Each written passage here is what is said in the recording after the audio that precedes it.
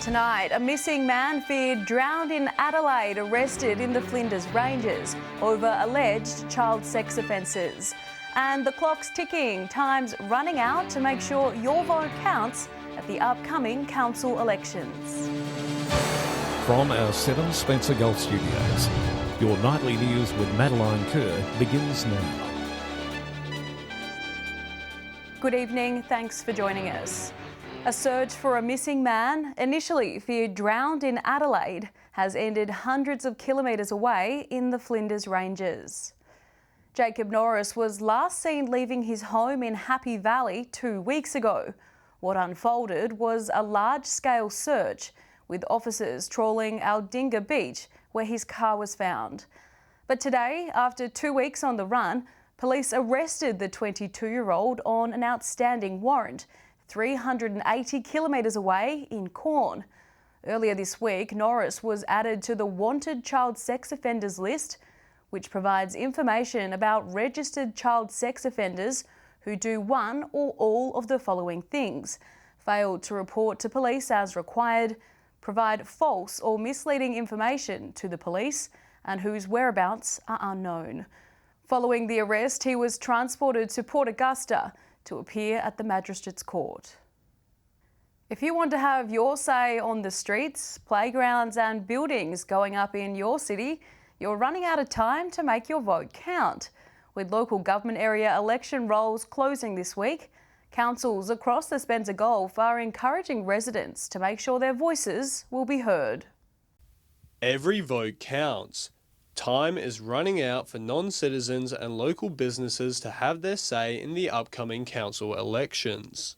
The South Australian Electoral Commission says the deadline to be included in the state's voting roll closes at 5 p.m. this Friday, so people should enrol now to ensure they don't miss out. If a business owner doesn't have a residential dwelling in the city, they need to enrol their business in order to have a vote at the local government elections. As a business, you're part of your local community, so you have the same rights as anybody living in that community to have a say.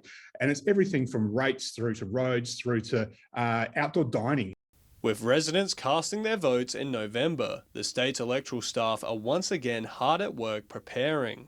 We're in the process of working through nominations, which will be opening in the end of August, and then preparing ballot papers and sending ballot papers out by post. The opportunity for people to put their hand up to run for council opens on the 23rd of August and will be open for 2 weeks until the 6th of September.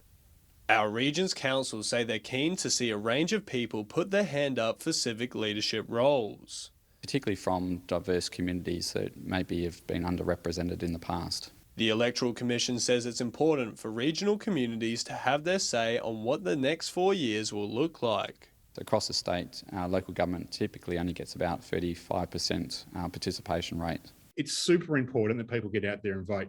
It's really easy. You get your ballot papers sent to you. All you need to do is fill them in and send them back to us. And that way you're making sure that you're having a say in your local community. Edward McCarroll, 7 Spencer Gulf News. It might not be common knowledge, but when you call for an ambulance in regional South Australia, it's highly likely a volunteer will be attending your emergency. With over 80 volunteer ambulance stations across the state and the opportunity for professional training, this could be your calling. When becoming an ambulance volunteer, there's everything to gain and nothing to lose. Like skills, like your first aid skills, and like I've got grandchildren now, and I feel if something happened, I would be very confident in helping them out in an emergency situation. Sharon Jeffries was born and raised in Crystal Brook and has been an ambulance officer for the last 16 years and is now the volunteer team leader. I just think I've probably got as much out of this as what we give. So that's why I'm still here. Passionate about giving back, the volunteers are tight-knit. As first responders, it's vital they trust and get along with one another. It depends on the situation, but generally we treat those people and try and stabilise them as much as we can, and we get them to hospital to make sure that they get the medical care that they need. Volunteers play an extremely important role in regional SA, And stations are always needing more to ensure every community receives the best care possible. Our current volunteers are doing a fantastic job within the region, but they need your help. They need a bit of extra support because they are getting very overwhelmed with the work. Trainings take place once a week at the Crystal Brook station, where skills are developed and new procedures are learnt. We train you, we'll support you with uniforms, equipment, etc., and you'll have a good support base as well.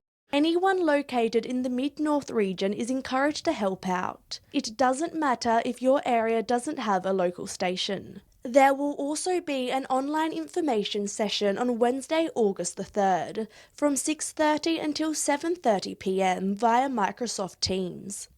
Annabelle Francis, 7 Spencer Gulf News. Thousands of people, including Ceduna residents, forced onto the controversial cashless welfare card, will be able to ditch it from as early as September. Social Services Minister Amanda Rishworth confirmed she'll be introducing new laws to abolish the card. The majority of participants will be able to transition off the card, but there will be an option of going onto voluntary income management. In the Ceduna region, the program applies to all people who receive a working age welfare payment. People receiving the age pension may volunteer to participate. Still to come tonight, how you can score a new plant without spending a cent. The local council offering free trees for residents. And no ordinary convoy. Thunder trucks to pass by Broken Hill on their mission to uncover what lies beneath the surface.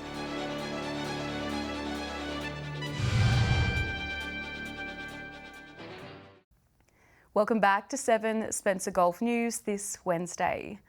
Broken Hills Centre for Communities celebrated its 20th anniversary today, doing what it does best, hosting a community event. Those involved in the morning tea enjoyed a coffee and a slice of cake, as well as plenty of laughs about the good old days. It was a walk down memory lane, reminiscing about the centre's early days and looking at how far it's come. Yeah, it's good. It's come a long way. I can remember when it used to be the Broken Hill Bowling Club. They used to have 3 greens here. I actually played bowls here many, many years ago. The building went unused for a while before Community Incorporated came along and took their idea to council, turning the centre into what it is today. It was idle for a while and then the community centre come on board and through council and developed it, and it's well used now. The slideshow reminded those in attendance of a time gone by, with some familiar faces popping up, and they were excited to see each other. I came in and I was looking at the photographs and I said, oh, there's somebody I know, and I mentioned their name. And then the voice from the back of the room says, hey, that's me, John. You're more excited about seeing me than anyone else here. So he was excited.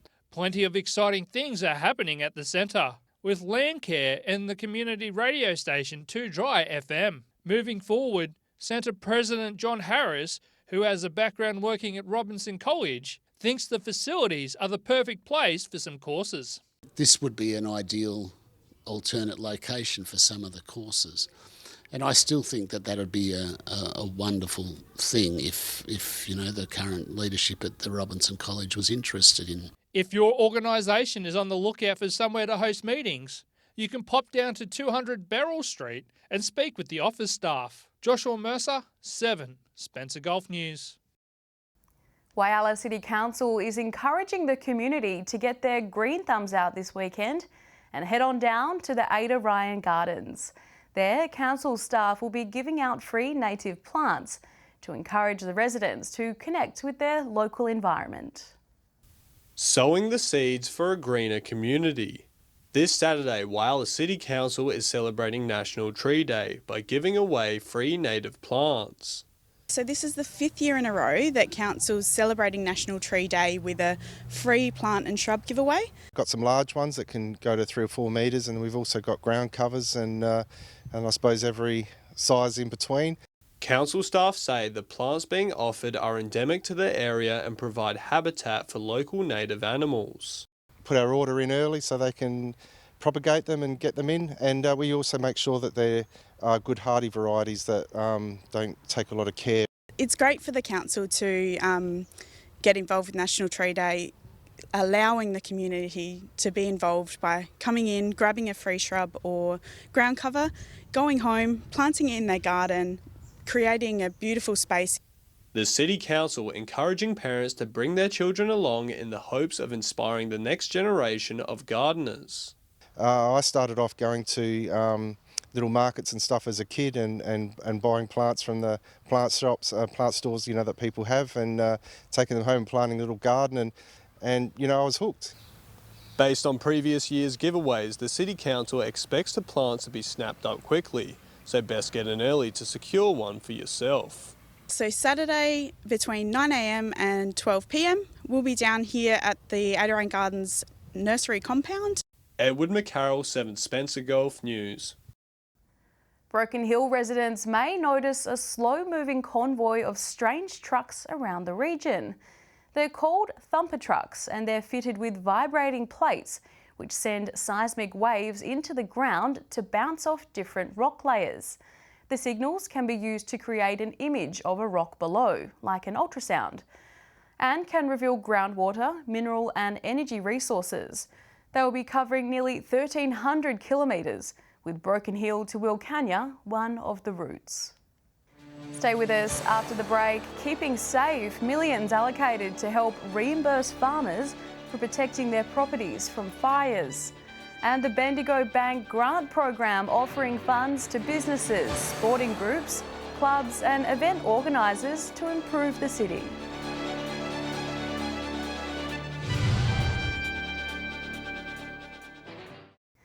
Welcome back. As part of the state budget, the South Australian Government has set aside $2 million to establish a new version of the Regional Capability Community Fund grant program. The program helps Spencer Gulf farmers and farming businesses to be better equipped to safely respond to fire emergencies. With the money to be rolled out over 4 years, approved applicants will be reimbursed for equipment such as tanks, water pumps, hoses and protective clothing. Farmers can now apply for the grant on the CFS website until Sunday the 21st of August. The Bendigo Community Bank in Port Lincoln is opening its new grants program next week, but they're already looking for applicants.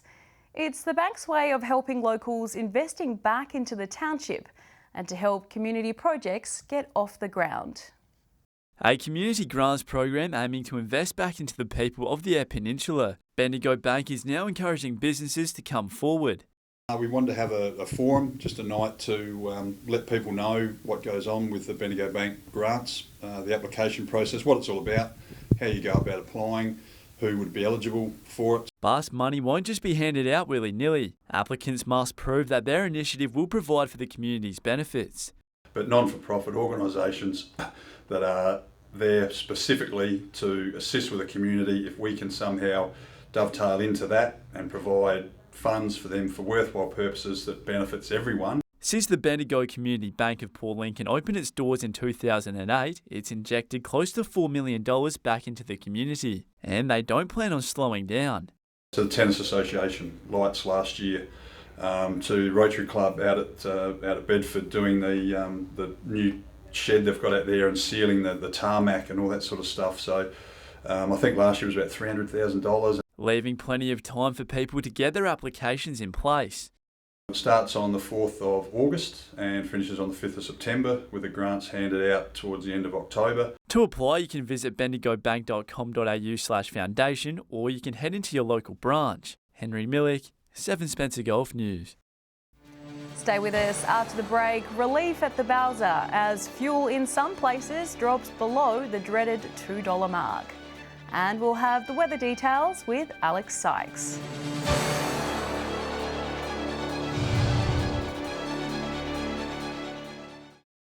Welcome back to 7 Spencer Gulf News.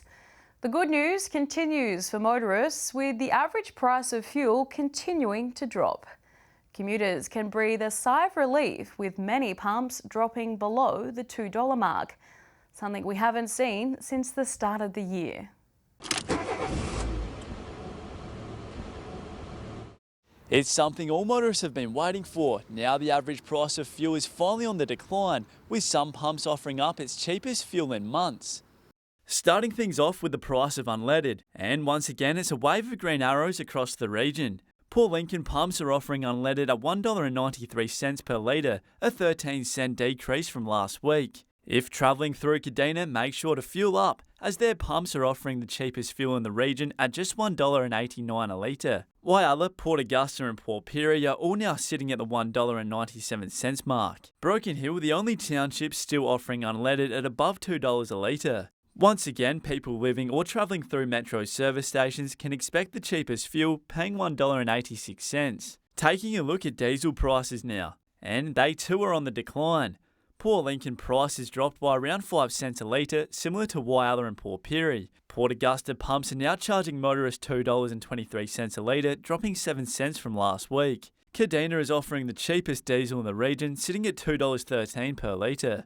Prices aren't so strong in Broken Hill at the moment, remaining high at $2.35, only coming down 5 cents from last week. And Adelaide pumps have had the biggest drop off, now only $2.05 compared to $2.19 last week.